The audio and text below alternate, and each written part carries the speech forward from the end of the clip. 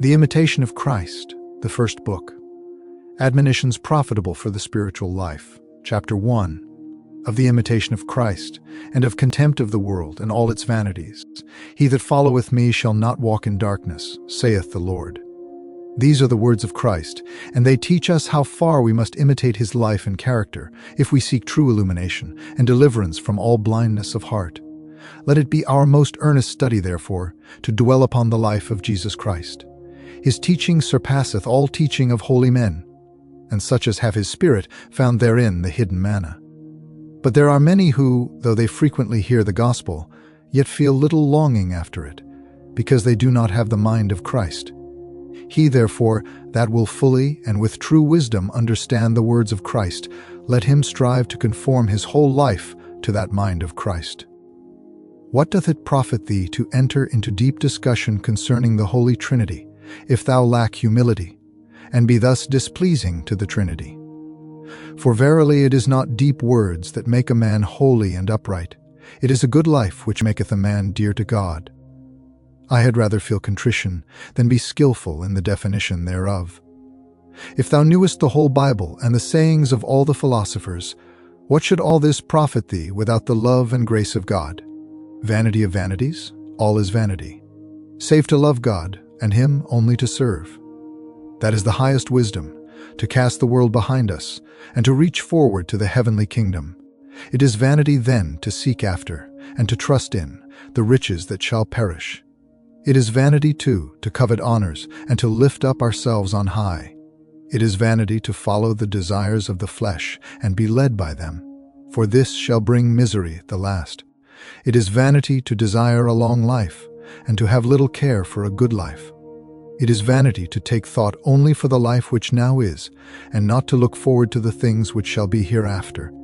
It is vanity to love that which quickly passeth away, and not to hasten where eternal joy abideth.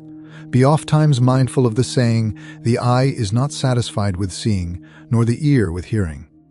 Strive therefore to turn away thy heart from the love of the things that are seen, and to set it upon the things that are not seen. For they who follow after their own fleshly lusts defile the conscience, and destroy the grace of God. Chapter 2. Of thinking humbly of oneself. There is naturally in every man a desire to know, but what profiteth knowledge without the fear of God? Better of a surety is a lowly peasant who serveth God, than a proud philosopher who watcheth the stars and neglecteth the knowledge of himself. He who knoweth himself well is vile in his own sight, neither regardeth he the praises of men. If I knew all the things that are in the world, and were not in charity, what should it help me before God, who is to judge me according to my deeds? Rest from inordinate desire of knowledge, for therein is found much distraction and deceit. Those who have knowledge desire to appear learned, and to be called wise. Many things there are to know which profiteth little or nothing to the soul. And foolish out of measure is he who attendeth upon other things, rather than those which serve to his soul's health. Many words satisfy not the soul, but a good life refresheth the mind, and a pure conscience giveth great confidence towards God. The greater and more complete thy knowledge, the more severely shalt thou be judged, unless thou hast lived holily. Therefore be not lifted up by any skill or knowledge that thou hast, but rather fear concerning the knowledge which is given to thee. If it seemeth to thee that thou knowest many things, and understandest them well, know also that there are many more things which thou knowest not. Be not high-minded, but rather confess thine ignorance. Why desirest thou to lift thyself above another, when there are found many more learned and more skilled in the Scripture than thou? If thou wilt know and learn anything with profit, love to be thyself unknown, and to be counted for nothing. That is the highest and most profitable lesson, when a man truly knoweth and judgeth lowly of himself, to account nothing of oneself, and to think always kindly and highly of others. This is great and perfect wisdom. Even shouldest thou see thy neighbor sin openly or grievously, yet thou oughtest not to reckon thyself better than he, for thou knowest not how long thou shalt keep thine integrity. All of us are weak and frail. Hold thou no man more frail than thyself. Chapter 3. Of the knowledge of truth. Happy is the man whom truth by itself doth teach, not by figures and transient words, but as it is in itself. Our own judgment and feelings often deceive us, and we discern but little of the truth. What doth it profit to argue about hidden and dark things, concerning which we shall not be even reproved in the judgment, because we knew them not? O grievous folly! To neglect the things which are profitable and necessary, and to give our minds to things which are curious and hurtful. Having eyes, we see not. And what have we to do with talk about genus and species? He to whom the eternal word speaketh is free from multiplied questionings. From this one word are all things, and all things speak of him, and this is the beginning which also speaketh unto us. 2. No man without him understandeth or rightly judgeth. The man to whom all things are one, who bringeth all things to one, who seeth all things in one, he is able to remain steadfast of spirit and at rest in God. O God, who art the truth, make me one with thee in everlasting love. It wearieth me oftentimes to read and listen to many things. In thee is all that I wish for and desire. Let all the doctors hold their peace. Let all creation keep silence before thee. Speak thou alone to me. The more a man hath unity and simplicity in himself, the more things and the deeper things he understandeth, and that without labor, because he receiveth the light of understanding from above. The spirit which is pure, sincere, and steadfast is not distracted though it hath many works to do, because it doth all things to the honor of God, and striveth to be free from all thoughts of self-seeking. Who is so full of hindrance and annoyance to thee as thine own undisciplined heart? A man who is good and devout arrangeth beforehand within his own heart the works which he hath to do abroad, and so is not drawn away by the desires of his evil will, but subjecteth everything to the judgment of right reason. Who hath a harder battle to fight than he who striveth for self-mastery? And this should be our endeavor, even to master self, and thus daily to grow stronger than self, and go on unto perfection. All perfection hath some imperfection joined to it in this life, and all our power of sight is not without some darkness. A lowly knowledge of thyself is a surer way to God than the deep searching of man's learning. Not that learning is to be blamed, nor the taking account of anything that is good, but a good conscience and a holy life is better than all. And because many seek knowledge rather than good living, therefore they go astray, and bear little or no fruit. Oh, if they would give that diligence to the rooting out of vice, and the planting of virtue which they give unto vain questionings, there had not been so many evil doings and stumbling blocks among the laity, nor such ill living among houses of religion. Of a surety, at the day of judgment it will be demanded of us, not what we have read, but what we have done, not how well we have spoken, but how hollowly we have lived. Tell me, where now are all those masters and teachers, whom thou knewest well, whilst they were yet with you, and flourished in learning? Their stalls are now filled by others, who perhaps never have one thought concerning them. Whilst they lived, they seemed to be somewhat, but now no one speaks of them. Oh, how quickly passeth the glory of the world away! Would that their life and knowledge had agreed together, for then would they have read and inquired unto good purpose. How many perish through empty learning in this world, who care little for serving God? And because they love to be great more than to be humble, therefore they have become vain in their imaginations. He only is truly great, who hath great charity. He is truly great, who deemeth himself small, and counteth all height of honor as nothing. He is the truly wise man, who counteth all earthly things as dung that he may win Christ. And he is the truly learned man, who doeth the will of God and forsaketh his own will. Chapter 4, of Prudence in Action.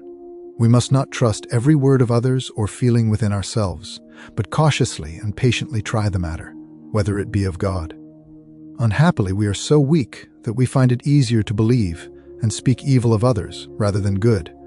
But they that are perfect do not give ready heed to every news-bearer, for they know man's weakness, that it is prone to evil and unstable in words. This is great wisdom, not to be hasty in action or stubborn in our own opinions.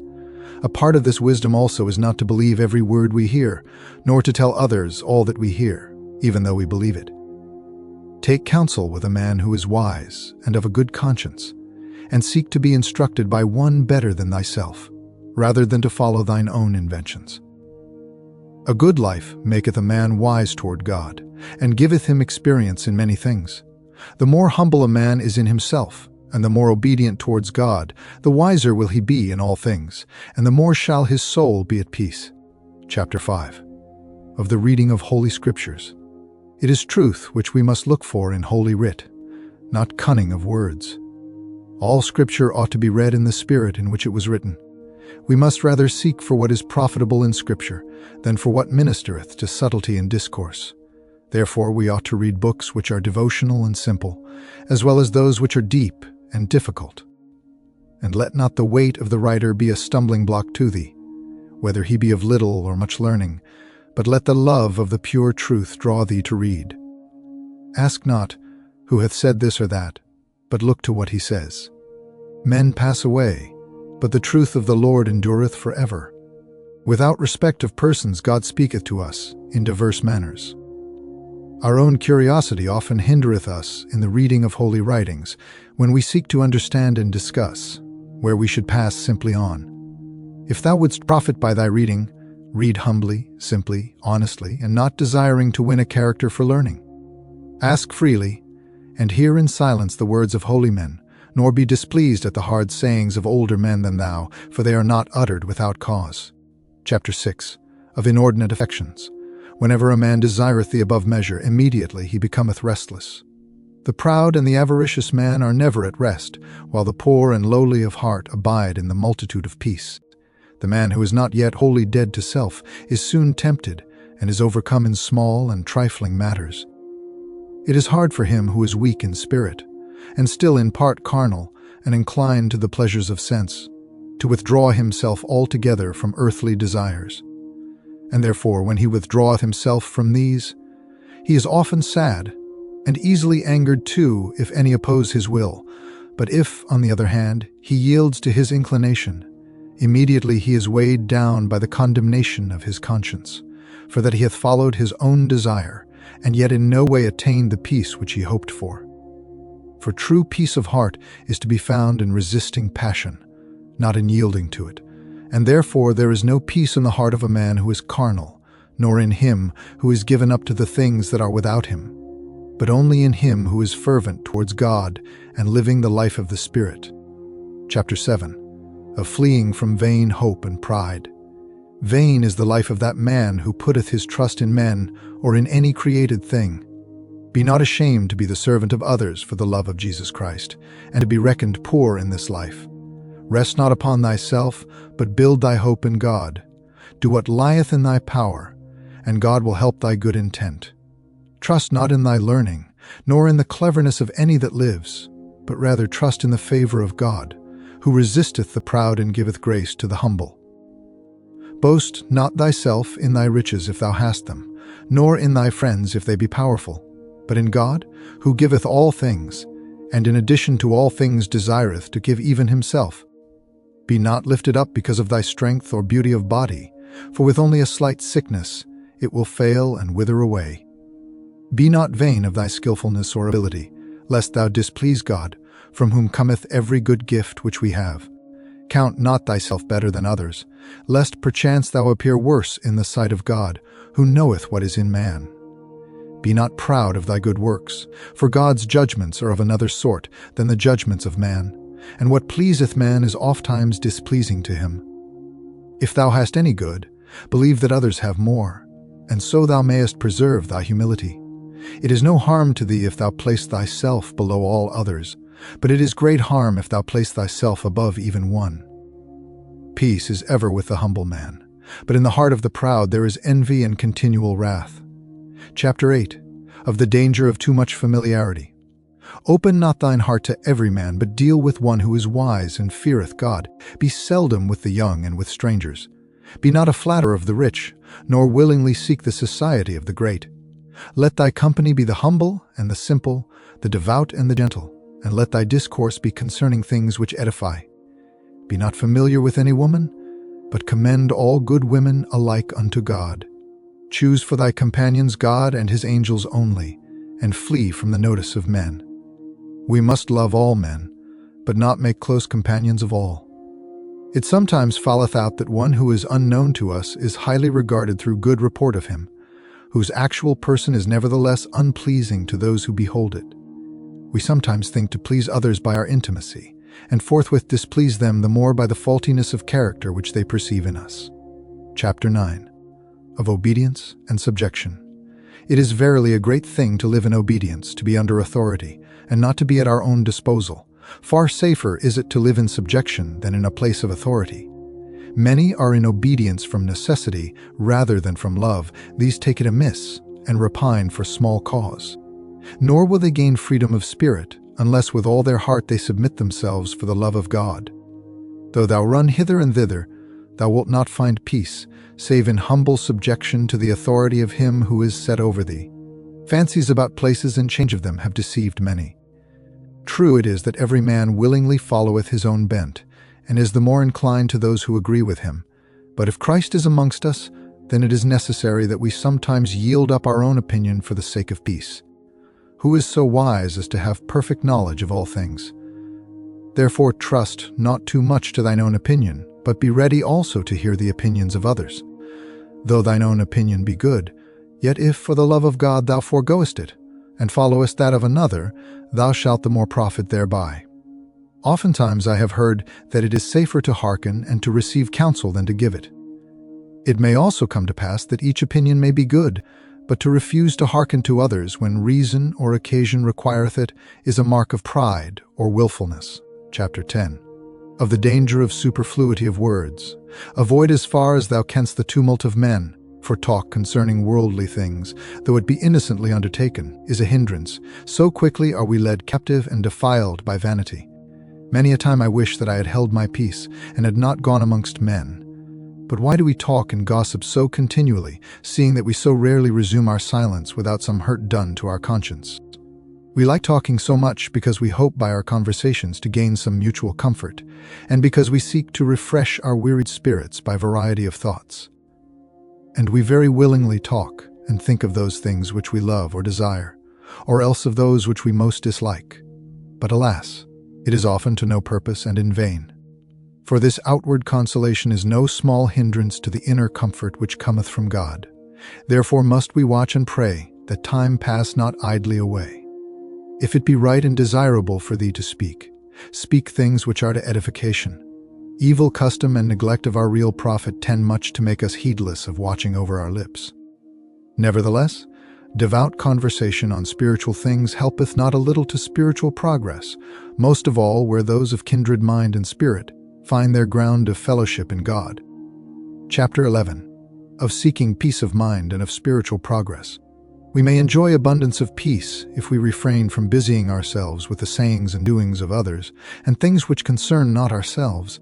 How can he abide long time in peace who occupieth himself with other men's matters, and with things without himself, and meanwhile payeth little or rare heed to the self within? Blessed are the single-hearted, for they shall have abundance of peace. How came it to pass that many of the saints were so perfect, so contemplative of divine things? Because they steadfastly sought to mortify themselves from all worldly desires, and so were enabled to cling with their whole heart to God, and be free and at leisure for the thought of Him. We are too much occupied with our own affections, and too anxious about transitory things. Seldom, too, do we entirely conquer even a single fault, nor are we zealous for daily growth in grace. And so we remain lukewarm and unspiritual. Were we fully watchful of ourselves, and not bound in spirit to outward things, then might we be wise unto salvation, and make progress in divine contemplation. Our great and grievous stumbling block is that, not being freed from our affections and desires, we strive not to enter into the perfect way of the saints. And when even a little trouble befalleth us, too quickly are we cast down, and fly to the world to give us comfort. If we would quit ourselves like men, and strive to stand firm in the battle, then should we see the Lord helping us from heaven. For He Himself is always ready to help those who strive and who trust in Him. Yea, He provideth for us occasions of striving, to the end that we may win the victory. If we look upon our progress in religion as a progress only in outward observances and forms, our devoutness will soon come to an end. But let us lay the axe to the very root of our life, that, being cleansed from affections, we may possess our souls in peace. If each year should see one fault rooted out from us, we should go quickly on to perfection. But on the contrary, we often feel that we were better and holier in the beginning of our conversion than after many years of profession. Zeal and progress ought to increase day by day, Yet now it seemeth a great thing, if one is able to retain some portion of his first ardor. If we would put some slight stress on ourselves at the beginning, then afterwards we should be able to do all things with ease and joy. It is a hard thing to break through a habit, and a yet harder thing to go contrary to our own will. Yet if thou overcome not slight and easy obstacles, how shalt thou overcome greater ones? Withstand thy will at the beginning, and unlearn an evil habit, lest it lead thee little by little into worse difficulties. Oh, if thou knewest what peace to thyself thy holy life should bring to thyself, and what joy to others, methinketh thou wouldst be more zealous for spiritual profit. Chapter 12. Of the uses of adversity. It is good for us that we sometimes have sorrows and adversities, for they often make a man lay to heart that he is only a stranger and sojourner, and may not put his trust in any worldly thing. It is good that we sometimes endure contradictions, and are hardly and unfairly judged, when we do and mean what is good. For these things help us to be humble, and shield us from vainglory. For then we seek the more earnestly the witness of God, when men speak evil of us falsely, and give us no credit for good. Therefore ought a man to rest wholly upon God, so that he needeth not seek much comfort at the hand of men. When a man who feareth God is afflicted or tried or oppressed with evil thoughts, then he seeth that God is the more necessary unto him, since without God he can do no good thing. Then he is heavy of heart, he groaneth. He crieth out for the very disquietness of his heart. Then he groweth weary of life, and would fain depart and be with Christ. By all this he is taught that in the world there can be no perfect security or fullness of peace. Chapter 13. Of resisting temptation. So long as we live in the world, we cannot be without trouble and trial. Wherefore it is written in Job, "The life of man upon the earth is a trial." 1.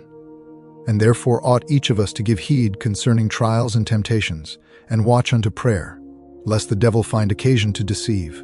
For he never sleepeth, but goeth about seeking whom he may devour. No man is so perfect in holiness that he hath never temptations, nor can we ever be wholly free from them. Yet, notwithstanding, temptations turn greatly unto our profit, even though they be great and hard to bear, for through them we are humbled, purified, instructed. All saints have passed through much tribulation and temptation, and have profited thereby, and they who endured not temptation became reprobate and fell away. There is no position so sacred, no place so secret, that it is without temptations and adversities. There is no man wholly free from temptation so long as he liveth, because we have the root of temptation within ourselves, in that we are born in concupiscence. One temptation or sorrow passeth, and another cometh, and always we shall have somewhat to suffer, for we have fallen from perfect happiness. Many who seek to fly from temptations fall yet more deeply into them. By flight alone we cannot overcome, but by endurance and true humility we are made stronger than all our enemies. He who only resisteth outwardly and pulleth not up by the root shall profit little, nay, rather temptations will return to him the more quickly, and will be the more terrible. Little by little, through patience and long suffering, thou shalt conquer by the help of God, rather than by violence and thine own strength of will. In the midst of temptation often seek counsel, and deal not hardly with one who is tempted, but comfort and strengthen him as thou wouldest have done unto thyself. The beginning of all temptations to evil is instability of temper and want of trust in God, for even as a ship without a helm is tossed about by the waves, so is a man who is careless and infirm of purpose tempted, now on this side, now on that. As fire testeth iron, so doth temptation the upright man. Oftentimes we know not what strength we have, but temptation revealeth to us what we are. Nevertheless, we must watch, especially in the beginnings of temptation, for then is the foe the more easily mastered, when he is not suffered to enter within the mind, but is met outside the door as soon as he hath knocked.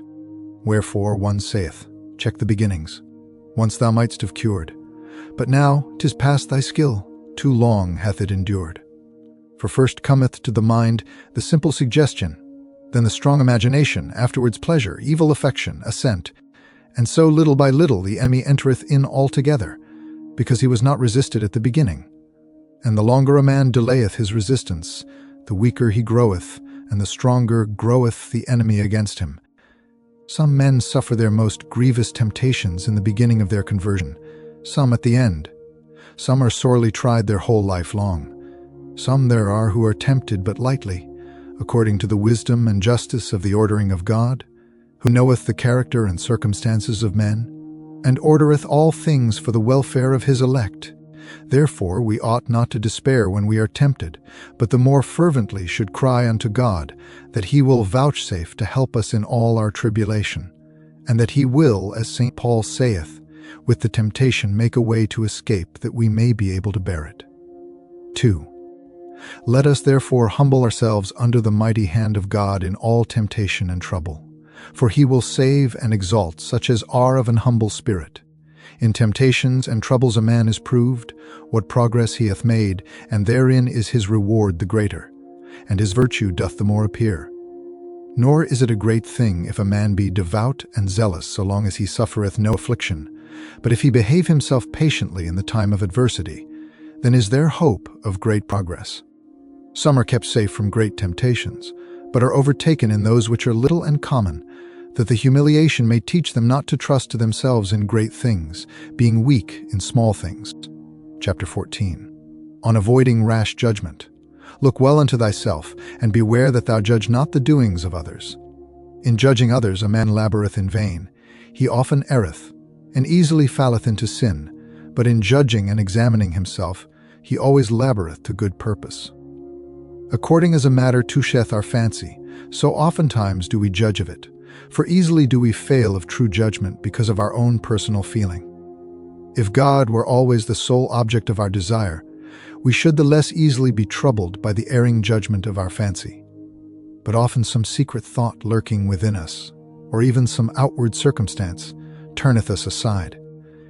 Many are secretly seeking their own ends in what they do, yet know it not.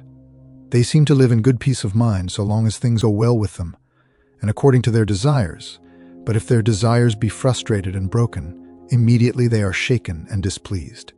Diversity of feelings and opinions very often brings about dissensions between friends, between countrymen, between religious and godly men. Established custom is not easily relinquished, and no man is very easily led to see with the eyes of another. If thou rest more upon thy own reason or experience than upon the power of Jesus Christ, thy light shall come slowly and hardly. For God willeth us to be perfectly subject unto himself, and all our reason to be exalted by abundant love towards him. Chapter 15. Of works of charity. For no worldly good whatsoever, and for the love of no man, must anything be done which is evil. But for the help of the suffering a good work must sometimes be postponed, or be changed for a better. For herein a good work is not destroyed, but improved. Without charity no work profiteth. But whatsoever is done in charity, however small and of no reputation it be, bringeth forth good fruit. For God verily considereth what a man is able to do, more than the greatness of what he doth. He doth much who loveth much. He doth much who doth well. He doth well who ministereth to the public good rather than to his own. Oftentimes that seemeth to be charity which is rather carnality, because it springeth from natural inclination, self-will, hope of repayment, desire of gain. He who hath true and perfect charity in no wise seeketh his own good, but desireth that God alone be altogether glorified. He envieth none, because he longeth for no selfish joy, nor doth he desire to rejoice in himself, but longeth to be blessed in God as the highest good. He ascribeth good to none save to God only, the fountain whence all good proceedeth, and the end, the peace, the joy of all saints. O he who hath but a spark of true charity hath verily learned that all worldly things are full of vanity. Chapter 16. Of bearing with the faults of others. Those things which a man cannot amend in himself or in others, he ought patiently to bear, until God shall otherwise ordain. Bethink thee that perhaps it is better for thy trial and patience, without which our merits are but little worth. Nevertheless thou oughtest, when thou findest such impediments, to beseech God that he would vouchsafe to sustain thee, that thou be able to bear them with a good will. If one who is once or twice admonished refuse to hearken, strive not with him, but commit all to God, that his will may be done, and his honor be shown in his servants, for he knoweth well how to convert the evil unto good. Endeavor to be patient in bearing with other men's faults and infirmities whatsoever they be, for thou thyself also hast many things which have need to be borne with by others.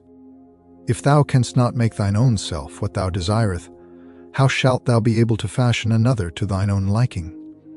We are ready to see others made perfect, and yet we do not amend our own shortcomings. We will that others be straightly corrected, but we will not be corrected ourselves. The freedom of others displeaseth us, but we are dissatisfied that our own wishes shall be denied us. We desire rules to be made restraining others, but by no means will we suffer ourselves to be restrained. Thus, therefore, doth it plainly appear how seldom we weigh our neighbor in the same balance with ourselves. If all men were perfect, what then should we have to suffer from others for God? But now hath God thus ordained, that we may learn to bear one another's burdens, because none is without defect, none without a burden, none sufficient of himself, none wise enough of himself, but it behoveth us to bear with one another, to comfort one another, to help, instruct, admonish one another. How much strength each man hath is best proved by occasions of adversity, for such occasions do not make a man frail, but show of what temper he is. Chapter 17. Of a religious life. It behoveth thee to learn to mortify thyself in many things, if thou wilt live in amity and concord with other men. It is no small thing to dwell in a religious community or congregation, and to live there without complaint, and therein to remain faithful even unto death. Blessed is he who hath lived a good life in such a body, and brought it to a happy end. If thou wilt stand fast and wilt profit as thou oughtest, hold thyself as an exile and a pilgrim upon the earth. Thou wilt have to be counted as a fool for Christ, if thou wilt lead a religious life. The clothing and outward appearance are of small account. It is change of character and entire mortification of the affections which make a truly religious man. He who seeketh aught save God and the health of his soul shall find only tribulation and sorrow. Nor can he stand long in peace, who striveth not to be least of all and servant of all.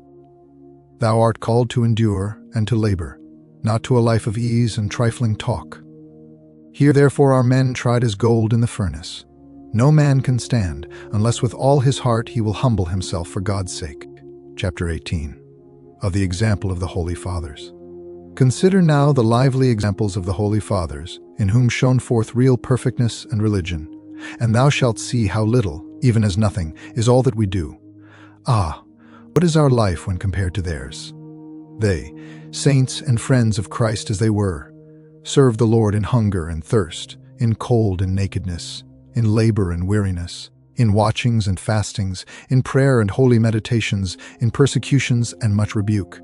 Oh, how many and grievous tribulations did the apostles, martyrs, confessors, virgins endure, and all others who would walk in the footsteps of Christ. For they hated their souls in this world, that they might keep them unto life eternal. Oh, how strict and retired a life was that of the Holy Fathers who dwelt in the desert. What long and grievous temptations they did suffer. How often were they assaulted by the enemy? What frequent and fervid prayers did they offer unto God? What strict fasts did they endure? What fervent zeal and desire after spiritual profit did they manifest? How bravely did they fight that their vices might not gain the mastery? How entirely and steadfastly did they reach after God? By day they labored, and at night they gave themselves ofttimes unto prayer. Yea, even when they were laboring they ceased not from mental prayer. They spent their whole time profitably. Every hour seemed short for retirement with God, and through the great sweetness of contemplation, even the need of bodily refreshment was forgotten. They renounced all riches, dignities, honors, friends, kinsmen. They desired nothing from the world. They ate the bare necessaries of life. They were unwilling to minister to the body even in necessity. Thus were they poor in earthly things, but rich above measure in grace and virtue. Though poor to the outer eye, within they were filled with grace and heavenly benedictions. They were strangers to the world, but unto God they were as kinsmen and friends. They seemed unto themselves as of no reputation, and in the world's eyes contemptible, but in the sight of God they were precious and beloved. They stood fast in true humility. They lived in simple obedience. They walked in love and patience. And thus they waxed strong in spirit, and obtained great favor before God. To all religious men they were given as an example, and they ought more to provoke us unto good livings than the number of the lukewarm tempteth to carelessness of life. Oh, how great was the love of all religious persons at the beginning of this sacred institution! Oh, what devoutness of prayer! What rivalry in holiness! What strict discipline was observed! What reverence and obedience under the rule of the Master showed they in all things! The traces of them that remain until now testify that they were truly holy and perfect men, who fighting so bravely trod the world underfoot. Now a man is counted great, if only he be not a transgressor, and if he can only endure with patience what he hath undertaken. Oh, the coldness and negligence of our times, that we so quickly decline from the former love, and it is become a weariness to live, because of sloth and lukewarmness. May progress in holiness not wholly fall asleep in thee, who many times has seen so many examples of devout men. Chapter 19, of the exercises of a religious man. The life of a Christian ought to be adorned with all virtues, that he may be inwardly what he outwardly appeareth unto men. And verily, it should be yet better within than without. For God is a discerner of our heart, whom we must reverence with all our hearts wheresoever we are, and walk pure in his presence as do the angels. We ought daily to renew our vows, and to kindle our hearts to zeal, as if each day were the first day of our conversion, and to say, Help me, O God, in my good resolutions, and in thy holy service, and grant that this day I may make a good beginning, for hitherto I have done nothing. According to our resolution, so is the rate of our progress, and much diligence is needful for him who would make good progress. For if he who resolveth bravely oftentimes falleth short, how shall it be with him who resolveth rarely or feebly? But manifold causes bring about abandonment of our resolution. Yet a trivial omission of holy exercises can hardly be made without some loss to us. The resolution of the righteous dependeth more upon the grace of God than upon their own wisdom, for in him they always put their trust, whatsoever they take in hand. For man proposeth, but God disposeth, and the way of a man is not in himself. If a holy exercise be sometimes omitted for the sake of some act of piety, or of some brotherly kindness, it can easily be taken up afterwards, but if it be neglected through distaste or slothfulness, then is it sinful, and the mischief will be felt. Strive as earnestly as we may, we shall still fall short in many things. Always should some distinct resolution be made by us, and most of all, we must strive against those sins which most easily beset us. Both our outer and inner life should be straightly examined and ruled by us, because both have to do with our progress.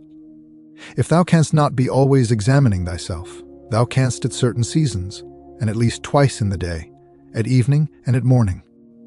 In the morning make thy resolves, and in the evening inquire into thy life, how thou hast sped today in word, deed, and thought. For in these ways thou hast often perchance offended God and thy neighbor.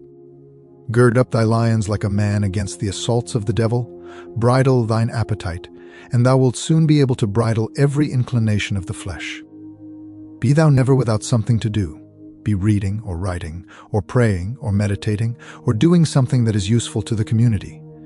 Bodily exercises, however, must be undertaken with discretion, nor are they to be used by all alike. The duties which are not common to all must not be done openly, but are safest carried on in secret. But take heed that thou be not careless in the common duties, and more devout in the secret, but faithfully and honestly discharge the duties and commands which lie upon thee. Then afterwards, if thou hast still leisure, give thyself to thyself, as thy devotion leadeth thee. All cannot have one exercise, but one suiteth better to this man, and another to that. Even for the diversity of season different exercises are needed. Some suit better for feasts, some for fasts. We need one kind in time of temptations and others in time of peace and quietness. Some are suitable to our times of sadness, and others when we are joyful in the Lord. When we draw near the time of the great feasts, good exercises should be renewed, and the prayers of holy men more fervently besought. We ought to make our resolutions from one feast to another, as if each were the period of our departure from this world, and of entering into the eternal feast. So ought we to prepare ourselves earnestly at solemn seasons, and the more solemnly to live, and to keep straightest watch upon each holy observance, as though we were soon to receive the reward of our labors at the hand of God. And if this be deferred, let us believe ourselves to be as yet ill-prepared, and unworthy as yet of the glory which shall be revealed in us at the appointed season. And let us study to prepare ourselves the better for our end. Blessed is that servant, as the evangelist Luke hath it, whom, when the Lord cometh, he shall find watching. Verily I say unto you, he will make him ruler over all that he hath. Chapter 20. Of the love of solitude and silence. Seek a suitable time for thy meditation, and think frequently of the mercies of God to thee. Leave curious questions. Study such matters as bring thee sorrow for sin rather than amusement. If thou withdraw thyself from trifling conversation and idle goings about, as well as from novelties and gossip, thou shalt find thy time sufficient and apt for good meditation. The greatest saints used to avoid as far as they could the company of men, and chose to live in secret with God. One hath said, "As often as I have gone among men, so often have I returned less a man." This is what we often experience when we have been long time in conversation. For it is easier to be altogether silent than it is not to exceed in word. It is easier to remain hidden at home than to keep sufficient guard upon thyself out of doors. He therefore that seeketh to reach that which is hidden and spiritual must go with Jesus, apart from the multitude. No man safely goeth abroad who loveth not to rest at home. No man safely talketh but he who loveth to hold his peace. No man safely ruleth but he who loveth to be subject. No man safely commandeth but he who loveth to obey. No man safely rejoiceth but he who hath the testimony of a good conscience within himself. The boldness of the saints was always full of the fear of God. Nor were they the less earnest and humble in themselves, because they shone forth with great virtues and grace. But the boldness of wicked men springeth from pride and presumption, and at the last turneth to their own confusion. Never promise thyself security in this life, howsoever good a monk or devout a solitary thou seemest. Often those who stand highest in the esteem of men fall the more grievously because of their over-great confidence. Wherefore it is very profitable unto many that they should not be without inward temptation, but should be frequently assaulted, lest they be overconfident, lest they be indeed lifted up into pride, or else lean too freely upon the consolations of the world. Oh, how good a conscience should that man keep, who never sought a joy that passeth away, who never became entangled with the world. Oh, how great peace and quiet should he possess, who would cast off all vain care, and think only of healthful and divine things, and build his whole hope upon God. No man is worthy of heavenly consolation, but he who hath diligently exercised himself in holy compunction. If thou wilt feel compunction within thy heart, enter into thy chamber, and shut out the tumults of the world, as it is written, "Commune with your own heart in your own chamber, and be still." In retirement thou shalt find what often thou wilt lose abroad. Retirement, if thou continue therein, groweth sweet, but if thou keep not in it, begetteth weariness. If in the beginning of thy conversation thou dwell in it and keep it well, it shall afterwards be to thee a dear friend and a most pleasant solace. In silence and quiet the devout soul goeth forward, and learneth the hidden things of the Scriptures. Therein findeth she a fountain of tears, wherein to wash and cleanse herself each night, that she may grow the more dear to her Maker as she dwelleth the further from all worldly distraction. To him who withdraweth himself from his acquaintance and friends God with his holy angels will draw nigh. It is better to be unknown and take heed to oneself than to neglect oneself and work wonders. It is praiseworthy for a religious man to go seldom abroad, to fly from being seen, to have no desire to see men. Why wouldest thou see what thou mayest not have? The world passeth away, and the lust thereof. The desires of sensuality draw thee abroad, but when an hour is past, what dost thou bring home, but a weight upon thy conscience and distraction of heart? A merry going forth bringeth often a sorrowful return, and a merry evening maketh a sad morning. So doth all carnal joy begin pleasantly, but in the end it knoweth a way and destroyeth. What canst thou see abroad which thou seest not at home? Behold the heaven and the earth and the elements, for out of these are all things made. What canst thou see anywhere which can continue long under the sun? Thou believest perchance that thou shalt be satisfied, but thou wilt never be able to attain unto this. If thou shouldest see all things before thee at once, what would it be but a vain vision? Lift up thine eyes to God on high, and pray that thy sins and negligences may be forgiven. Leave vain things to vain men, and mind thou the things which God hath commanded thee. Shut thy door upon thee, and call unto thyself Jesus thy beloved. Remain with him in thy chamber, for thou shalt not elsewhere find so great peace. If thou hadst not gone forth nor listened to vain talk, thou hadst better kept thyself in good peace. But because it sometimes delighteth thee to hear new things, thou must therefore suffer trouble of heart. Chapter 21. Of compunction of heart. If thou wilt make any progress, keep thyself in the fear of God, and long not to be too free, but restrain all thy senses under discipline, and give not thyself up to senseless mirth. Give thyself to compunction of heart, and thou shalt find devotion. Compunction openeth the way for many good things, which dissoluteness is wont quickly to lose. It is wonderful that any man can ever rejoice heartily in this life, who considereth and waggeth his banishment, and the manifold dangers which beset his soul. Through lightness of heart and neglect of our shortcomings, we feel not the sorrows of our soul, but often vainly laugh when we have good cause to weep. There is no true liberty nor real joy, save in the fear of God with a good conscience. Happy is he who can cast away every cause of distraction and bring himself to the one purpose of holy compunction. Happy is he who putteth away from him whatsoever may stain or burden his conscience. Strive manfully. Custom is overcome by custom. If thou knowest how to let men alone, they will gladly let thee alone to do thine own works. Busy not thyself with the affairs of others, nor entangle thyself with the business of great men. Keep always thine eye upon thyself first of all, and give advice to thyself specially before all thy dearest friends. If thou hast not the favor of men, be not thereby cast down, but let thy concern be that thou holdest not thyself so well and circumspectly, as becometh a servant of God and a devout monk. It is often better and safer for a man not to have many comforts in this life, especially those which concern the flesh. But that we lack divine comforts, or feel them rarely, is to our own blame, because we seek not compunction of heart, nor utterly cast away those comforts which are vain and worldly. Know thyself to be unworthy of divine consolation, and worthy rather of much tribulation. When a man hath perfect compunction, then all the world is burdensome and bitter to him. A good man will find sufficient cause for mourning and weeping, for whether he considereth himself, or pondereth concerning his neighbor, he knoweth that no man liveth here without tribulation, and the more thoroughly he considereth himself, the more thoroughly he grieveth. Grounds for just grief and inward compunction there are in our sins and vices, wherein we lie so entangled that we are but seldom able to contemplate heavenly things.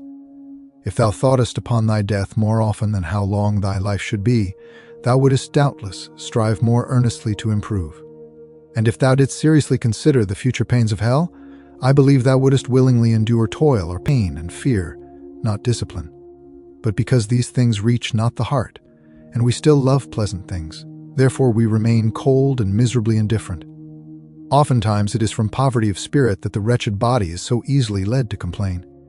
Pray therefore humbly unto the Lord, that he will give thee the spirit of compunction, and say in the language of the prophet, Feed me, O Lord, with bread of tears, and give me plenteousness of tears to drink. Chapter 22. On the contemplation of human misery. Thou art miserable wheresoever thou art, and whithersoever thou turnest, unless thou turn thee to God. Why art thou disquieted? Because it happeneth not to thee according to thy wishes and desires. Who is he that hath everything according to his will? Neither I, nor thou, nor any man upon the earth. There is no man in the world free from trouble or anguish, though he were king or pope. Who is he who hath the happiest lot? Even he who is strong to suffer somewhat for God. There are many foolish and unstable men who say, See what a prosperous life that man hath, how rich and how great he is, how powerful, how exalted. But lift up thine eyes to the good things of heaven, and thou shalt see that all these worldly things are nothing. They are utterly uncertain, yea, they are wearisome, because they are never possessed without care and fear. The happiness of man lieth not in the abundance of temporal things, but a moderate portion sufficeth him. Our life upon the earth is verily wretchedness. The more a man desireth to be spiritual, the more bitter doth the present life become to him, because he the better understandeth and seeth the defects of human corruption. For to eat, to drink, to watch, to sleep, to rest, to labor, and to be subject to the other necessities of nature is truly a great wretchedness and affliction to a devout man, who would fain be released and free from all sin. For the inner man is heavily burdened with the necessities of the body in this world. Wherefore the prophet devoutly prayeth to be freed from them, saying, Deliver me from my necessities, O Lord. But woe to those who know not their own misery, and yet greater woe to those who love this miserable and corruptible life. For to such a degree do some cling to it, even though by laboring or begging they scarce procure what is necessary for subsistence, that if they might live here always, they would care nothing for the kingdom of God. O foolish and faithless of heart, who lie buried so deep in worldly things, that they relish nothing save the things of the flesh, miserable ones! They will too sadly find out at the last how vile and worthless was that which they loved. The saints of God and all loyal friends of Christ held as nothing the things which pleased the flesh, or those which flourished in this life, but their whole hope and affection aspired to the things which are above. Their whole desire was borne upwards to everlasting and invisible things, lest they should be drawn downwards by the love of things visible. Lose not, brother, thy loyal desire of progress to things spiritual. There is yet time, the hour is not past. Why wilt thou put off thy resolution? Arise, begin this very moment, and say, Now is the time to do, now is the time to fight, now is the proper time for amendment. When thou art ill at ease and troubled, then is the time when thou art nearest unto blessing. Thou must go through fire and water that God may bring thee into a wealthy place. Unless thou put force upon thyself, thou wilt not conquer thy faults. So long as we carry about with us this frail body, we cannot be without sin, we cannot live without weariness and trouble. Gladly would we have rest from all misery, but because through sin we have lost innocence, we have lost also the true happiness. Therefore must we be patient, and wait for the mercy of God until this tyranny be overpast, and this mortality be swallowed up of life. Oh, how great is the frailty of man, which is ever prone to evil! Today thou confessest thy sins, and tomorrow thou committest again the sins thou didst confess. Now dost thou resolve to avoid a fault, and within an hour thou behavest thyself as if thou hadst never resolved at all. Good cause have we therefore to humble ourselves, and never to think highly of ourselves, seeing that we are so frail and unstable. And quickly may that be lost by our negligence, which by much labor was hardly attained through grace. What shall become of us at the end, if at the beginning we are lukewarm and idle? Woe unto us, if we choose to rest, as though it were a time of peace and security, while as yet no sign appeareth in our life of true holiness. Rather have we need that we might begin yet afresh, like good novices, to be instructed unto good living, if haply there might be hope of some future amendment and greater spiritual increase. Chapter 23, of Meditation upon Death. Very quickly will there be an end of thee here. Take heed, therefore, how it will be with thee in another world. Today man is, and tomorrow he will be seen no more. And being removed out of sight, quickly also he is out of mind. O the dullness and hardness of man's heart, which thinketh only of the present, and looketh not forward to the future. Thou oughtest in every deed and thought so to order thyself, as if thou wert to die this day. If thou hadst a good conscience, thou wouldst not greatly fear death. It were better for thee to watch against sin than to fly from death. If today thou art not ready, how shalt thou be ready tomorrow? Tomorrow is an uncertain day, and how knowest thou that thou shalt have it tomorrow? What doth it profit to live long, when we amend so little? Ah! Long life doth not always amend, but often the more increaseth guilt. Oh, that we might spend a single day in this world as it ought to be spent. Many there are who reckon the years since they were converted, and yet oftentimes how little is the fruit thereof. If it is a fearful thing to die, it may be perchance a yet more fearful thing to live long. Happy is the man who hath the hour of his death always before his eyes, and daily prepareth himself to die. If thou hast ever seen one die, consider that thou also shalt pass away by the same road. When it is morning, reflect that it may be thou shalt not see the evening, and at eventide dare not to boast thyself of the morrow. Always be thou prepared, and so live that death may never find thee unprepared. Many die suddenly and unexpectedly. For at such an hour as ye think not, the Son of Man cometh. When that last hour shall come, thou wilt begin to think very differently of thy whole life past, and wilt mourn bitterly that thou hast been so negligent and slothful. Happy and wise is he who now striveth to be such in life as he would fain be found in death. For a perfect contempt of the world, a fervent desire to excel in virtue, the love of discipline, the painfulness of repentance, readiness to obey, denial of self, submission to any adversity for love of Christ, these are the things which shall give great confidence of a happy death. Whilst thou art in health, thou hast many opportunities of good works, but when thou art in sickness, I know not how much thou wilt be able to do. Few are made better by infirmity, even as they who wander much abroad seldom become holy. Trust not thy friends and kinsfolk, nor put off the work of thy salvation to the future, for men will forget thee sooner than thou thinkest. It is better for thee now to provide in time, and to send some good before thee, than to trust to the help of others. If thou art not anxious for thyself now, who, thinkest thou, will be anxious for thee afterwards? Now the time is most precious. Now is the accepted time, now is the day of salvation. But alas, that thou spendest not well this time, wherein thou mightest lay up treasure which should profit thee everlastingly. The hour will come when thou shalt desire one day, yea, 1 hour, for amendment of life, and I know not whether thou shalt obtain. O dearly beloved, from what danger thou mightest free thyself, from what great fear, if only thou wouldst always live in fear and in expectation of death. Strive now to live in such wise that in the hour of death thou mayest rather rejoice than fear. Learn now to die to the world, so shalt thou begin to live with Christ. Learn now to contemn all earthly things, and then mayest thou freely go unto Christ. Keep under thy body by penitence, and then shalt thou be able to have a sure confidence. Ah, foolish one, why thinkest thou that thou shalt live long, when thou art not sure of a single day? How many have been deceived, and suddenly have been snatched away from the body? How many times hast thou heard how one was slain by the sword, another was drowned, another falling from on high broke his neck, another died at the table, another whilst at play?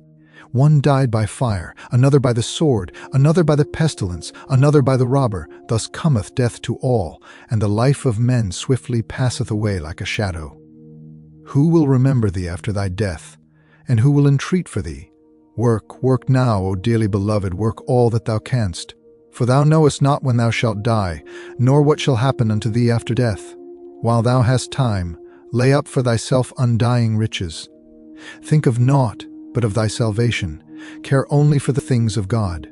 Make to thyself friends, by venerating the saints of God and walking in their steps, that when thou failest, thou mayest be received into everlasting habitations.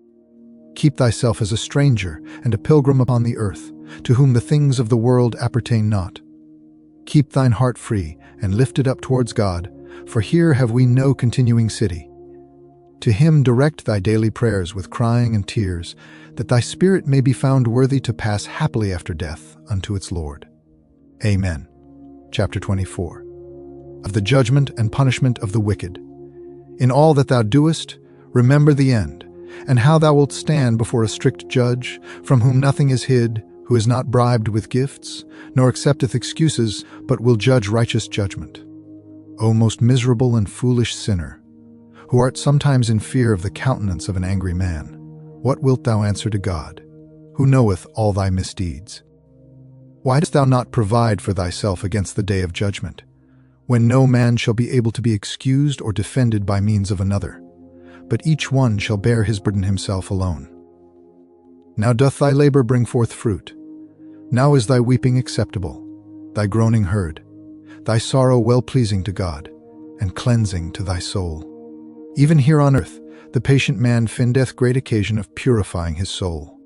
When suffering injuries, he grieveth more for the other's malice than for his own wrong, when he prayeth heartily for those that despitefully use him, and forgiveth them from his heart, when he is not slow to ask pardon from others, when he is swifter to pity than to anger, when he frequently denieth himself and striveth altogether to subdue the flesh to the spirit. Better is it now to purify the soul from sin than to cling to sins from which we must be purged hereafter. Truly we deceive ourselves by the inordinate love which we bear towards the flesh. What is it which that fire shall devour, save thy sins. The more thou sparest thyself and followest the flesh, the more heavy shall thy punishment be, and the more fuel art thou heaping up for the burning. For wherein a man hath sinned, therein shall he be the more heavily punished. There shall the slothful be pricked forward with burning goads, and the gluttons be tormented with intolerable hunger and thirst. There shall the luxurious and the lovers of pleasure be plunged into burning pitch and stinking brimstone, and the envious shall howl like mad dogs for very grief. No sin will there be which shall not be visited with its own proper punishment. The proud shall be filled with utter confusion, and the covetous shall be pinched with miserable poverty. An hour's pain there shall be more grievous than 100 years here of the bitterest penitence. No quiet shall be there, no comfort for the lost, though here sometimes there is respite from pain, and enjoyment of the solace of friends. Be thou anxious now and sorrowful for thy sins, that in the day of judgment thou mayest have boldness with the blessed. For then shall the righteous man stand in great boldness before the face of such as have afflicted him, and made no account of his labors. Then shall he stand up to judge, he who now submitteth himself in humility to the judgments of men. Then shall the poor and humble man have great confidence, while the proud is taken with fear on every side. Then shall it be seen that he was the wise man in this world who learned to be a fool and despised for Christ. Then shall all tribulation patiently borne delight us, while the mouth of the ungodly shall be stopped. Then shall every godly man rejoice, and every profane man shall mourn. Then the afflicted flesh shall more rejoice than if it had been always nourished in delights. Then the humble garment shall put on beauty, and the precious robe shall hide itself as vile. Then the little poor cottage shall be more commended than the gilded palace. Then enduring patience shall have more might than all the power of the world. Then simple obedience shall be more highly exalted than all worldly wisdom. Then a pure and good conscience shall more rejoice than learned philosophy. Then contempt of riches shall have more weight than all the treasure of the children of this world. Then shalt thou find more comfort in having prayed devoutly than in having fared sumptuously. Then thou wilt rather rejoice in having kept silence than in having made long speech. Then holy deeds shall be far stronger than many fine words. Then a strict life and sincere penitence shall bring deeper pleasure than all earthly delight. Learn now to suffer a little, that then thou mayest be enabled to escape heavier sufferings. Prove first here what thou art able to endure hereafter. If now thou art able to bear so little, how wilt thou be able to endure eternal torments? If now a little suffering maketh thee so impatient, what shall hell-fire do then? Behold, of a surety thou art not able to have two paradises, to take thy fill or delight here in this world, and to reign with Christ hereafter. If even unto this day thou hadst ever lived in honors and pleasures, what would the whole profit thee if now death came to thee in an instant? All therefore is vanity, save to love God and to serve him only. For he who loveth God with all his heart feareth not death, nor punishment, nor judgment, nor hell, because perfect love giveth sure access to God. But he who still delighteth in sin, no marvel if he is afraid of death and judgment. Nevertheless, it is a good thing, if love as yet cannot restrain thee from evil, that at least the fear of hell should hold thee back. But he who putteth aside the fear of God cannot long continue in good, but shall quickly fall into the snares of the devil. Chapter 25. Of the zealous amendment of our whole life. Be thou watchful and diligent in God's service, and bethink thee often why thou hast renounced the world. Was it not that thou mightest live to God and become a spiritual man? Be zealous, therefore, for thy spiritual profit, for thou shalt receive shortly the reward of thy labors, and neither fear nor sorrow shall come any more into thy borders. Now shalt thou labor a little, and thou shalt find great rest, yea, everlasting joy. If thou shalt remain faithful and zealous in labor, doubt not that God shall be faithful and bountiful in rewarding thee. It is thy duty to have a good hope that thou wilt attain the victory. But thou must not fall into security lest thou become slothful or lifted up.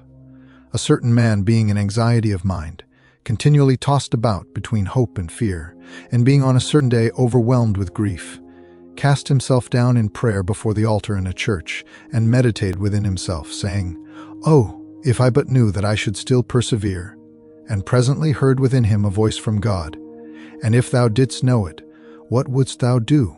Do now what thou wouldst do then, and thou shalt be very secure. And straightway being comforted and strengthened, he committed himself to the will of God, and the perturbation of spirit ceased. Neither had he a mind any more to search curiously to know what should befall him hereafter, but studied rather to inquire what was the good and acceptable will of God, for the beginning and perfecting of every good work. Hope in the Lord, and be doing good, saith the prophet, dwell in the land, and thou shalt be fed with its riches. One thing there is which holdeth back many from progress and fervent amendment, even the dread of difficulty, or the labor of the conflict.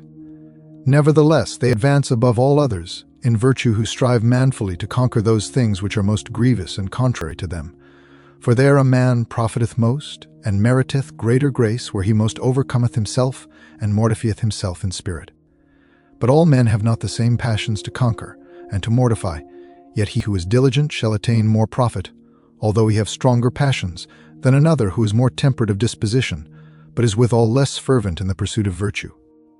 Two things specially avail unto improvement in holiness, namely firmness to withdraw ourselves from the sin to which by nature we are most inclined, and earnest zeal for that good in which we are most lacking. And strive also very earnestly to guard against and subdue those faults which displease thee most frequently in others. Gather some profit to thy soul wherever thou art, and wherever thou seest or hearest good examples, stir thyself to follow them. But where thou seest anything which is blameworthy, take heed that thou do not the same, or if at any time thou hast done it, strive quickly to amend thyself.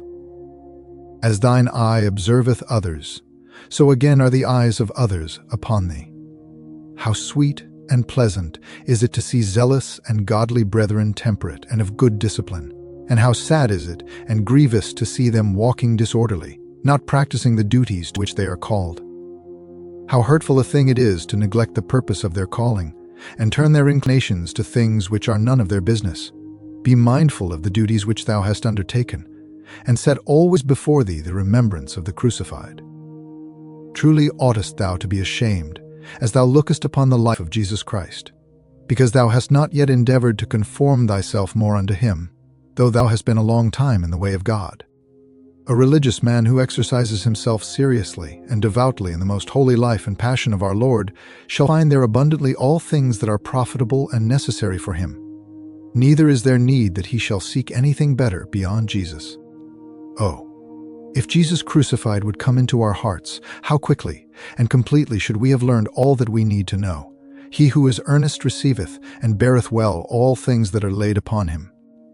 He who is careless and lukewarm hath trouble upon trouble, and suffereth anguish upon every side, because he is without inward consolation, and is forbidden to seek that which is outward.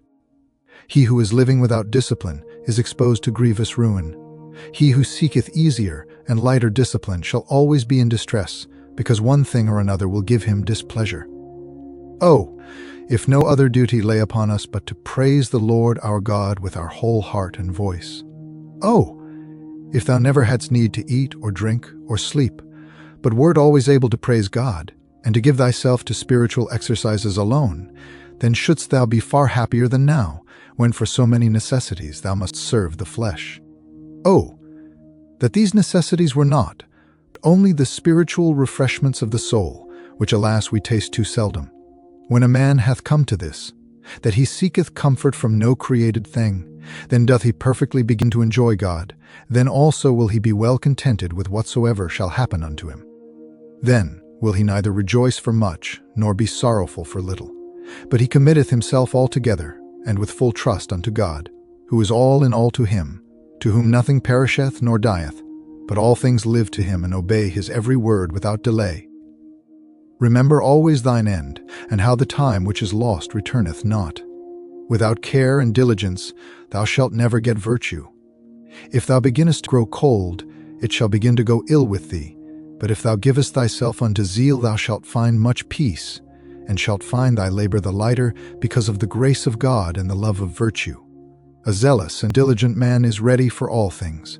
It is greater labor to resist sins and passions than to toil in bodily labors, He who shunneth not small faults falleth little by little into greater.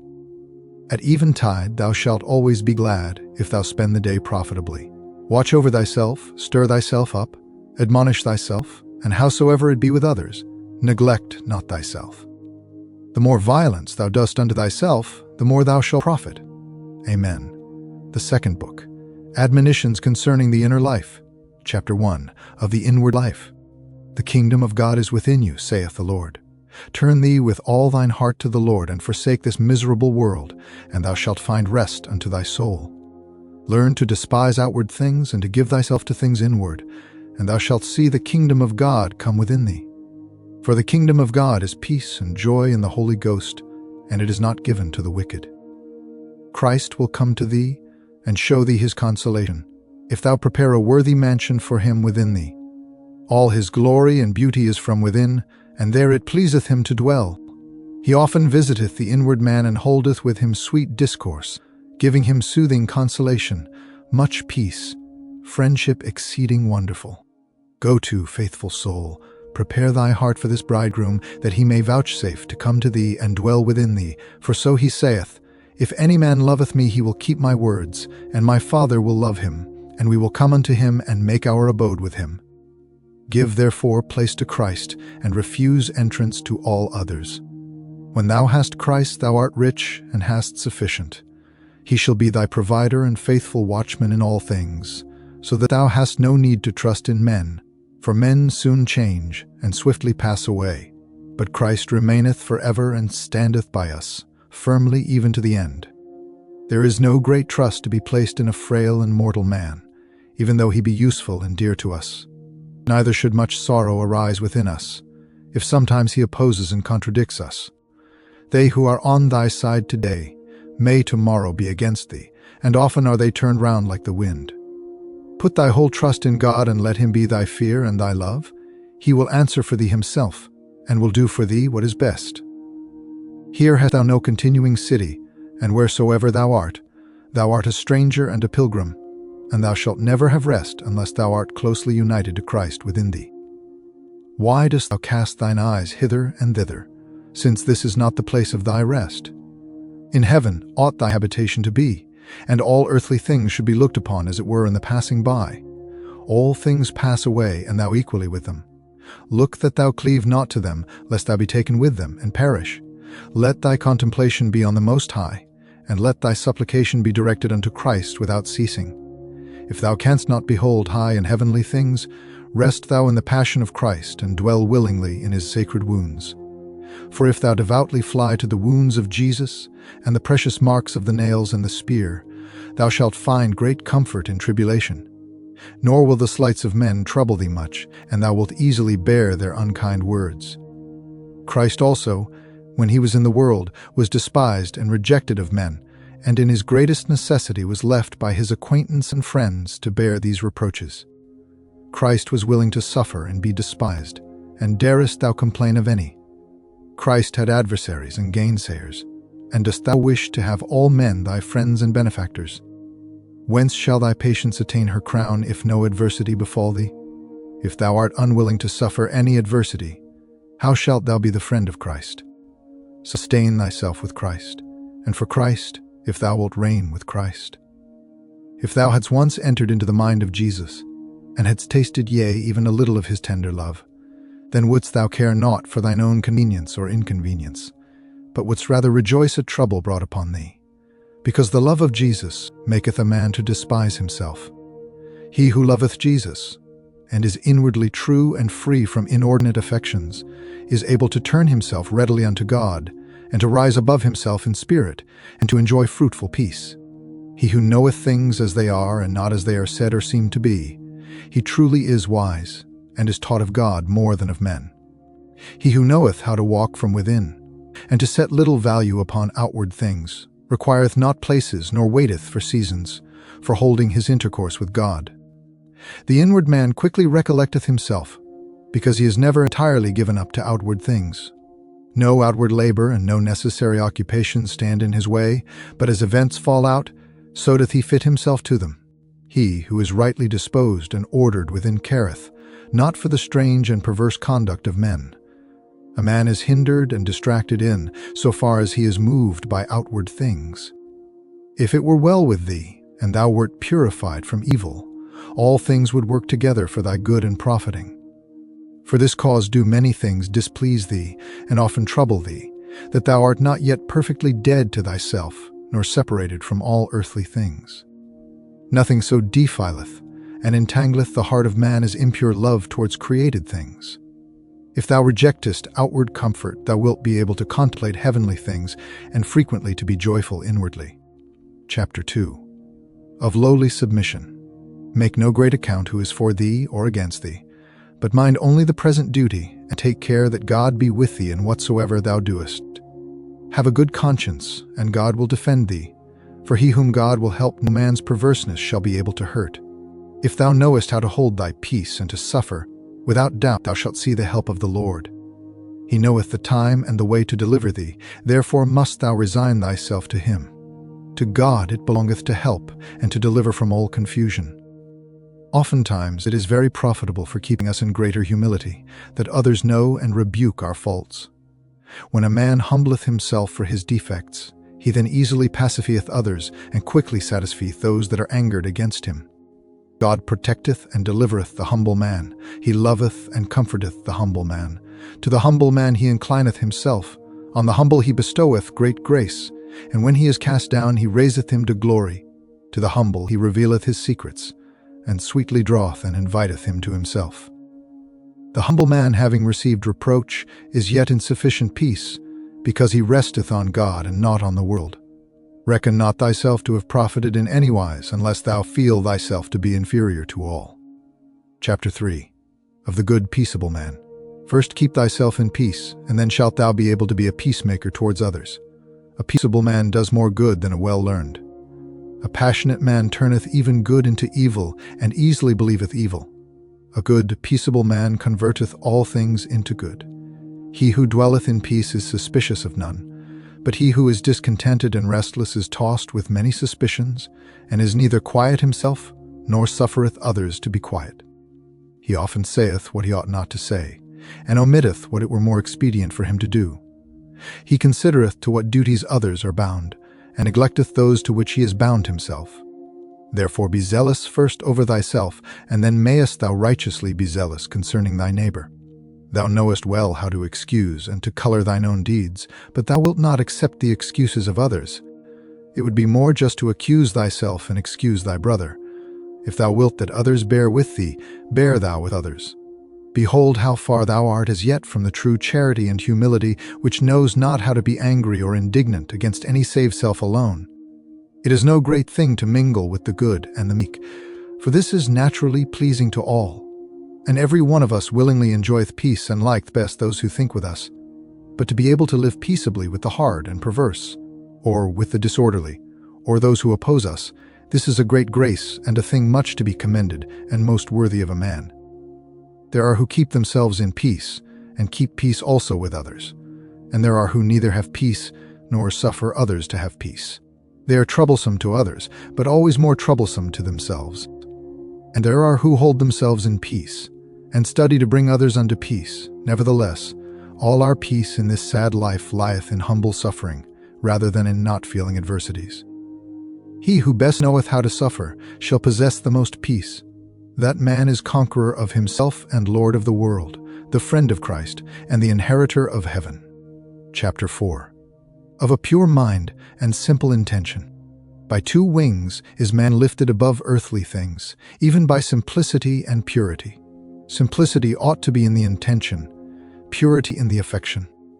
Simplicity reacheth towards God, purity apprehendeth him, and tasteth him. No good action will be distasteful to thee if thou be free within from inordinate affection. If thou reachest after and seekest nothing but the will of God and the benefit of thy neighbor, thou wilt entirely enjoy inward liberty. If thine heart were right, then should every creature be a mirror of life and a book of holy doctrine. There is no creature so small and vile, but that it showeth us the goodness of God. If thou wert good and pure within, then wouldst thou look upon all things without hurt and understand them aright.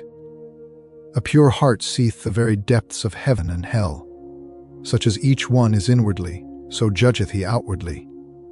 If there is any joy in the world, surely the man of pure heart possesseth it, and if there is anywhere tribulation and anguish, the evil conscience knoweth it best. As iron cast into the fire loseth rust, and is made altogether glowing, so the man who turneth himself altogether unto God is freed from slothfulness, and changed into a new man. When a man beginneth to grow lukewarm, then he feareth a little labor, and willingly accepteth outward consolation. But when he beginneth perfectly to conquer himself, and to walk manfully in the way of God, then he counteth as nothing those things which aforetime seemed to be so grievous unto him. Chapter 5. Of self-esteem. We cannot place too little confidence in ourselves, because grace and understanding are often lacking to us. Little light is there within us, and what we have we quickly lose by negligence.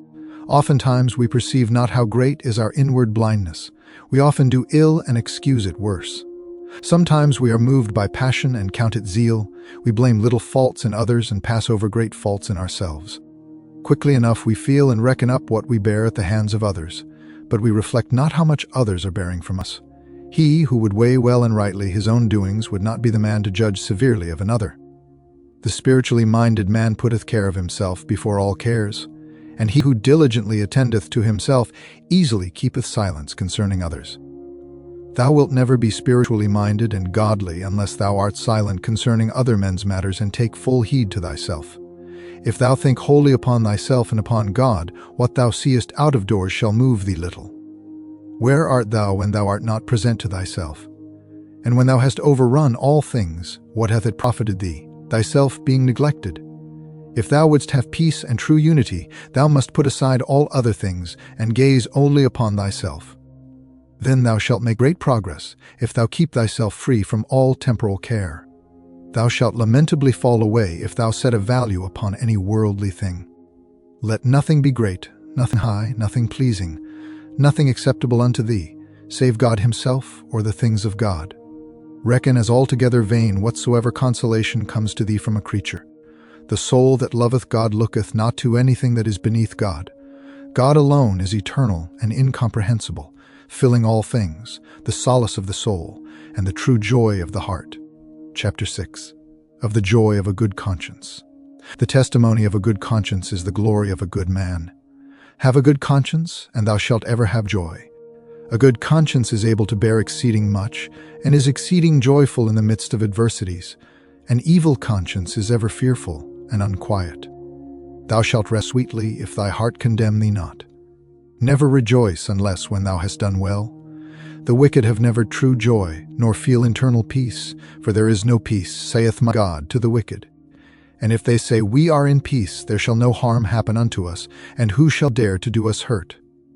Believe them not, for suddenly shall the wrath of God rise up against them, and their deeds shall be brought to naught, and their thoughts shall perish. To glory in tribulation is not grievous to him who loveth, for such glorying is glorying in the cross of Christ.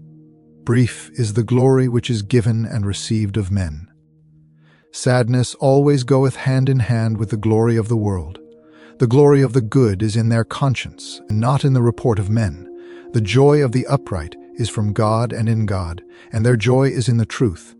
He who desireth true and eternal glory careth not for that which is temporal, and he who seeketh temporal glory, or who despiseth it from his heart, is proved to bear little love for that which is heavenly. He who careth for neither praises nor reproaches hath great tranquillity of heart. He will easily be contented and filled with peace, whose conscience is pure. Thou art none the holier if thou art praised, nor the viler if thou art reproached. Thou art what thou art, and thou canst not be better than God pronounceth thee to be. If thou considerest well what thou art inwardly, thou wilt not care what men will say to thee.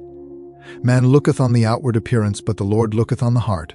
Man looketh on the deed, but God considereth the intent. It is the token of a humble spirit always to do well, and to set little by oneself. Not to look for consolation from any created thing is a sign of great purity and inward faithfulness. He that seeketh no outward witness on his own behalf showeth plainly that he hath committed himself wholly to God. For not he that commendeth himself is approved, as St. Paul saith, but whom the Lord commendeth. To walk inwardly with God, and not to be held by any outer affections, is the state of a spiritual man. Chapter 7. Of loving Jesus above all things. Blessed is he who understandeth what it is to love Jesus, and to despise himself for Jesus' sake. He must give up all that he loveth for his beloved. For Jesus will be loved alone above all things. The love of created things is deceiving and unstable, but the love of Jesus is faithful and lasting. He who cleaveth to created things will fall with their slipperiness, but he who embraceth Jesus will stand upright forever. Love him and hold him for thy friend, for he will not forsake thee when all depart from thee, nor will he suffer thee to perish at the last. Thou must one day be separated from all, whether thou wilt or wilt not. Cleave thou to Jesus in life and death, and commit thyself unto his faithfulness, who, when all men fail thee, is alone able to help thee. Thy beloved is such by nature, that he will suffer no rival, but alone will possess thy heart, and as a king will sit upon his own throne. If thou wouldst learn to put away from thee every created thing, Jesus would freely take up his abode with thee. Thou wilt find all trust little better than lost which thou hast placed in men, and not in Jesus. Trust not nor lean upon a reed shaken with the wind, because all flesh is grass, and the goodliness thereof falleth as the flower of the field. Thou wilt be quickly deceived if thou lookest only upon the outward appearance of men. For if thou seekest thy comfort and profit in others, thou shalt too often experience loss. If thou seekest Jesus in all things, thou shalt verily find Jesus. But if thou seekest thyself, thou shalt also find thyself, but to thine own hurt. For if a man seeketh not Jesus, he is more hurtful to himself than all the world and all his adversaries. Chapter 8. Of the intimate love of Jesus. When Jesus is present, all is well and nothing seemeth hard. But when Jesus is not present, everything is hard. When Jesus speaketh not within, our comfort is nothing worth. But if Jesus speaketh but a single word, great is the comfort we experience. Did not Mary Magdalene rise up quickly from the place where she wept, when Martha said to her, The Master is come and calleth for thee? Happy hour when Jesus calleth thee from tears to the joy of the Spirit. How dry and hard art thou without Jesus! How senseless and vain if thou desirest aught beyond Jesus! Is not this greater loss than if thou shouldst lose the whole world? What can the world profit thee without Jesus? To be without Jesus is the nethermost hell, and to be with Jesus is sweet paradise. If Jesus were with thee, no enemy could hurt thee. He who findeth Jesus findeth a good treasure, yea, good above all good, and he who loseth Jesus loseth exceeding much, yea, more than the whole world. Most poor is he who liveth without Jesus, and most rich is he who is much with Jesus.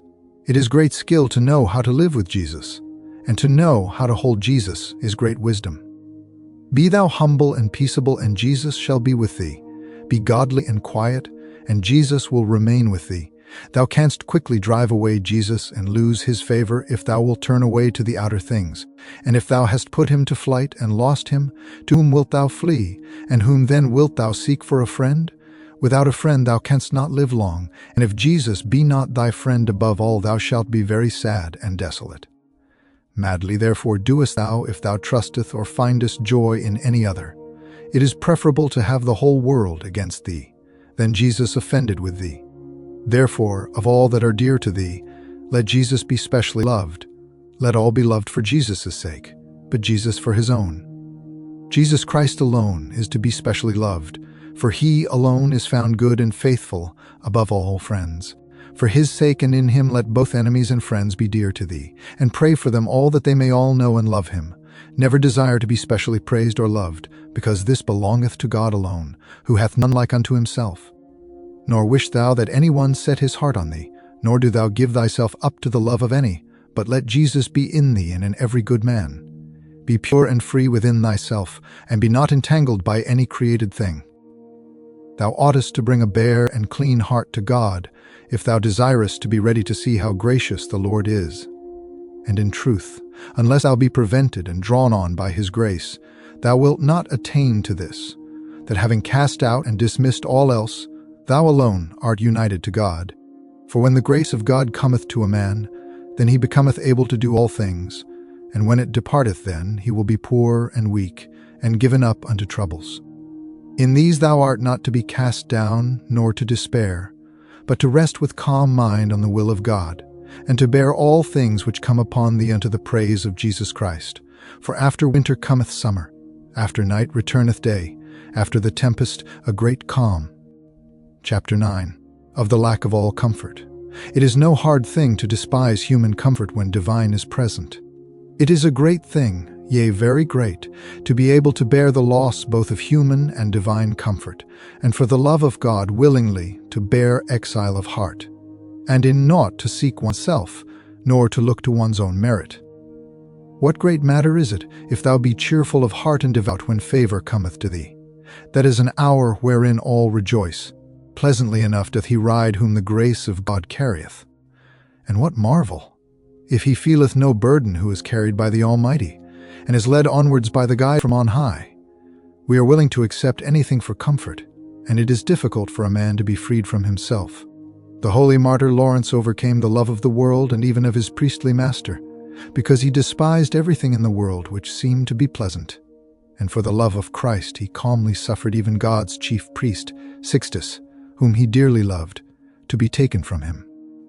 Thus by the love of the Creator he overcame the love of man, and instead of human comfort he chose rather God's good pleasure. So also learn thou to resign any near and beloved friend for the love of God. Nor take it amiss when thou hast been deserted by a friend, knowing that we must all be parted from one another at last. Mightily and long must a man strive within himself before he learn altogether to overcome himself, and to draw his whole affection towards God. When a man resteth upon himself, he easily slippeth away unto human comforts. But a true lover of Christ, and a diligent seeker after virtue, falleth not back upon those comforts, nor seeketh such sweetness as may be tasted and handled, but desireth rather hard exercises, and to undertake severe labors for Christ. When therefore spiritual comfort is given by God, receive it with giving of thanks, and know that it is the gift of God, not thy desert. Be not lifted up. Rejoice not overmuch, nor foolishly presume, but rather be more humble for the gift, more wary and more careful in all thy doings, for that hour will pass away, and temptation will follow. When comfort is taken from thee, do not straightway despair, but wait for the heavenly visitation with humility and patience, for God is able to give thee back greater favor and consolation. This is not new nor strange to those who have made trial of the way of God, for with the great saints and the ancient prophets there was often this manner of change. Wherefore one said when the favor of God was present with him, I said in my prosperity I shall never be moved. But he goeth on to say what he felt within himself when the favor departed. Thou didst turn thy face from me, and I was troubled. In spite whereof he in no wise despaireth, but the more instantly entreateth God, and saith, Unto thee, O Lord, will I cry, and will pray unto my God. And then he receiveth the fruit of his prayer, and testifieth how he hath been heard, saying, The Lord heard me, and had mercy upon me. The Lord was my helper. But wherein? Thou hast turned my heaviness in joy, thou hast put off my sackcloth, and girded me with gladness. If it was thus with the great saints, we who are poor and needy ought not to despair if we are sometimes in the warmth and sometimes in the cold. For the Spirit cometh and goeth, according to the good pleasure of his will. Wherefore holy Job saith, Thou dost visit him in the morning, and suddenly thou dost prove him. Whereupon then can I hope, or wherein may I trust, save only in the great mercy of God, and the hope of heavenly grace? For whether good men are with me, godly brethren or faithful friends, whether holy books or beautiful discourses, whether sweet hymns and songs, all these help but little, and have but little savor when I am deserted by God's favor and left to mine own poverty. There is no better remedy, then, than patience and denial of self, and an abiding in the will of God. I have never found any man so religious and godly, but that he felt sometimes a withdrawal of the divine favor and lack of fervor. No saint was ever so filled with rapture, so enlightened, but that sooner or later he was tempted, for he is not worthy of the great vision of God, who for God's sake hath not been exercised by some temptation. For temptation is wont to go before as a sign of the comfort which shall follow, and heavenly comfort is promised to those who are proved by temptation. As it is written, To him that overcometh I will give to eat of the tree of life. Divine comfort is given that a man may be stronger to bear adversities. And temptation followeth, lest he be lifted up because of the benefit. The devil sleepeth not. Thy flesh is not yet dead, therefore cease thou not to make thyself ready unto the battle. For enemies stand on thy right hand and on thy left, and they are never at rest. Chapter 10. Of gratitude for the grace of God. Why seekest thou rest when thou art born to labor? Prepare thyself for patience more than for comforts, and for bearing the cross more than for joy. For who among the men of this world would not gladly receive consolation and spiritual joy if he might always have it? For spiritual comforts exceed all the delights of the world and all the pleasures of the flesh. For all worldly delights are either empty or unclean, whilst spiritual delights alone are pleasant and honorable, the offspring of virtue, and poured forth by God into pure minds. But no man can always enjoy these divine comforts at his own will, because the season of temptation ceaseth not for long. Great is the difference between a visitation from above and false liberty of spirit and great confidence in self. God doeth well in giving us the grace of comfort, but man doeth ill in not immediately giving God thanks thereof. And thus the gifts of grace are not able to flow unto us, because we are ungrateful to the author of them, and return them not wholly to the fountain whence they flow. For grace ever becometh the portion of him who is grateful, and that is taken away from the proud, which is wont to be given to the humble. I desire no consolation which taketh away from me compunction. I love no contemplation which leadeth to pride. For all that is high is not holy, nor is everything that is sweet good. Every desire is not pure, nor is everything that is dear to us pleasing unto God. Willingly do I accept that grace, whereby I am made humbler, and more wary, and more ready to renounce myself. He who is made learned by the gift of grace, and taught wisdom by the stroke of the withdrawal thereof, will not dare to claim any good thing for himself, but will rather confess that he is poor and needy. Give unto God the thing which is God's, and ascribe to thyself that which is thine.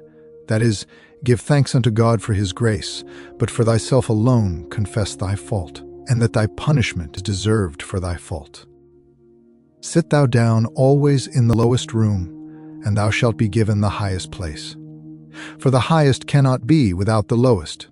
For the highest saints of God are least in their own sight, and the more glorious they are, so much the lowlier are they in themselves. Full of grace and heavenly glory, they are not desirous of vain glory. Resting on God and strong in his might, they cannot be lifted up in any wise. And they who ascribe unto God all the good which they have received, seek not glory one of another, but the glory which cometh from God only. And they desire that God shall be praised in himself and in all his saints above all things, and they are always striving for this very thing. Be thankful, therefore, for the least benefit, and thou shalt be worthy to receive greater.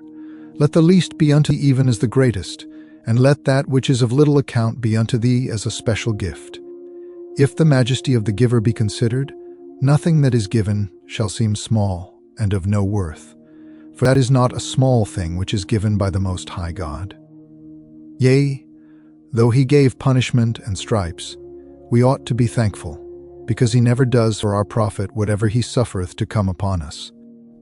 He who seeketh to retain the favor of God, let him be thankful for the favor which is given, and patient in respect of that which is taken away. Let him pray that it may return. Let him be wary and humble, he lose it not. Chapter 11. Of the fewness of those who love the cross of Jesus. Jesus hath many lovers of his heavenly kingdom, but few bearers of his cross. He hath many seekers of comfort, but few of tribulation. He findeth many companions of his table, but few of his fasting. All desire to rejoice with him. Few are willing to undergo anything for his sake. Many follow Jesus that they may eat of his loaves, but few that they may drink of the cup of his passion. Many are astonished at his miracles. Few follow after the shame of his cross. Many love Jesus so long as no adversities happen to them. Many praise him and bless him, so long as they receive any comforts from him. But if Jesus hide himself and withdraw from them a little while, they fall either into complaining or into too great dejection of mind. But they who love Jesus for Jesus' sake